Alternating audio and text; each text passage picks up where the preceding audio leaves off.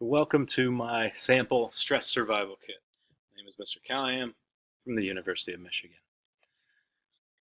So I'm going to start with my buying time coping skills. And first I'm going to tell you about some situations when I usually need to buy time.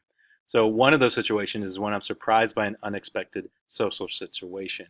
If a bunch of people I didn't know are going to come over to hang out and nobody told me, uh, generally that kind of upsets me, and I don't want to say anything rude to the people that made that invite, and so I need to buy time before I talk so I can handle myself.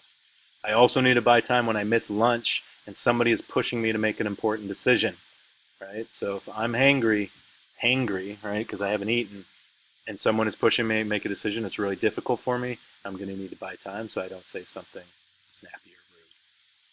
So for me, the buying time coping skills that I chose were deep breathing, because it's easy for me to do and nobody can tell when I do it, so I won't be embarrassed, right? Like it's something I can do on a kind of on the down low, and no one's really going to notice. Um, so that's nice for me. Counting is similar. I've chosen counting because, like deep breathing, it's also easy and not very obvious. Now, reappraisal is a little more obvious, or at least it takes more time. But this really helps me to think kinder thoughts about the other people around me, which really helps me calm down in the long run. So reappraisal really works for me. In your presentation, make sure you explain a little bit about what these things mean. I'm not going to go into it because that's your job, but again, in your presentation, make sure you're explaining what each of these really mean beyond just how you use them. So some of the resources that I will need to be able to do my buying time coping skills are actually nothing, because I specifically chose buying time coping skills that don't need extra resources. So for my stress survival kit, all I really need to do is remind myself what these coping skills are so that when I need them, I can use them in the appropriate time. Okay.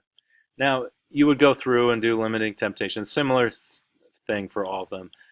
You probably are going to need more resources for each level of coping skill that you're raising up. So make sure you have something for every coping skill and describe it in the same way. Have visuals whenever you can, and then you're going to end with the next steps.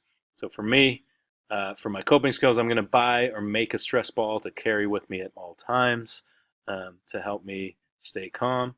And then I'm also going to ask my friend how they got on the soccer team so I can try it too and end up exercising more often. So as you see, these are two next steps that are directly related to some coping skills that I might have chosen for myself. Um, I won't tell you which kinds because you should know that.